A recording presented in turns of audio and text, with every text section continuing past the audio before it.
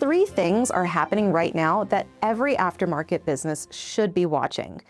Auto sales are slowing, trade tensions are rising, and Chinese automakers are gaining ground in North America despite new tariffs. If you manufacture parts, distribute products, repair vehicles, or run a shop, these stories really matter. I'm Stacey Miller, and this is Traction Control. Let's get into it. Our first story, the auto market isn't growing anymore. The first headline, coming from Mobility Global, formerly S&P Global Mobility, now expects U.S. auto sales to reach 15.82 million units in 2026, which would be about a 3% decline from 2025. But here's the part that caught my attention. Mobility Global says the market is settling rather than growing. Read that again. The market is settling rather than growing. So that's not a collapse, that's not a crisis, but it is a signal. For the aftermarket, slower new vehicle sales often mean one thing. People keep vehicles longer. And when they keep vehicles longer, they buy more parts, perform more repairs, and invest more money in maintenance. This is exactly why AutoCare's own market intelligence continues to show strength in the vehicle population and aging vehicle fleet trends. The industry's fundamentals remain tied to vehicles staying on the road longer. Our second story, Ford says truck buyers are still spending. Ford just raised its full-year earnings guidance again, and Reuters reports that the automaker cited customers who are still buying higher-priced pickups and SUVs. The direct quote, "Our industrial system is getting fitter."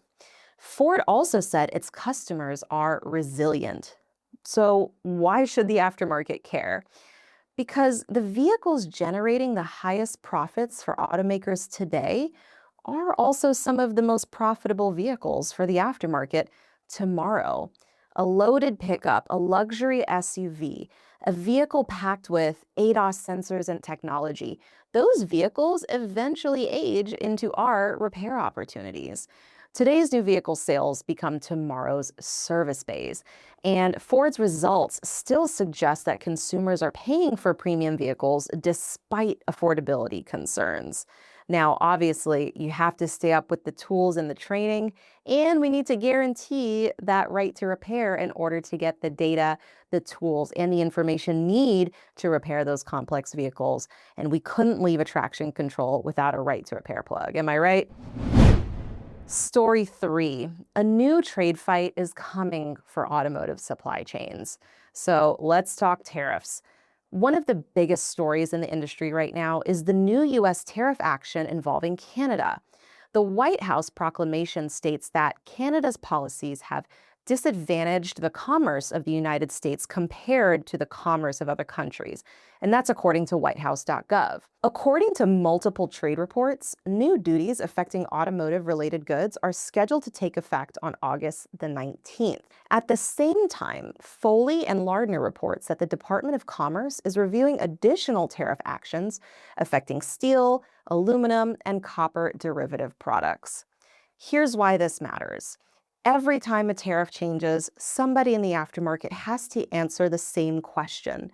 Will this affect my cost?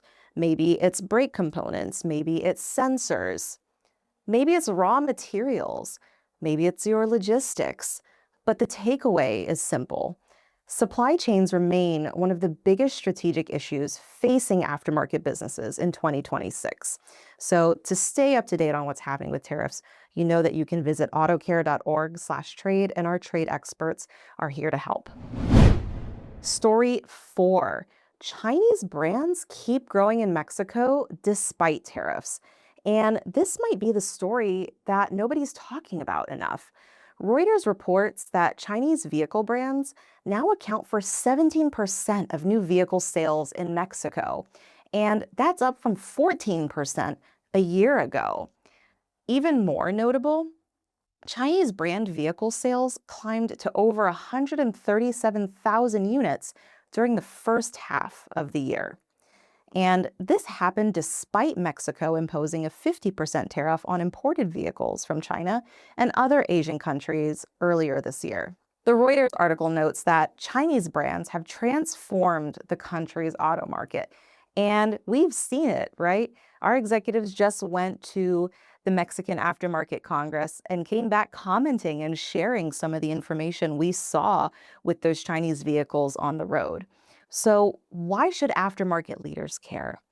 Because today's vehicle sales become tomorrow's vehicle population. We said it earlier. And eventually, every growing vehicle population needs what?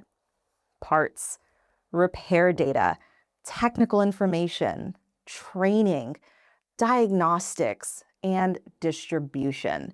So whether you're talking about BYD, Geely, MG, or any of those other makes, the question is no longer whether Chinese brands matter, but it's how quickly the aftermarket and your partners that are present in those regions will need to support them. Our fifth story is that ADAS is becoming the next big aftermarket battleground.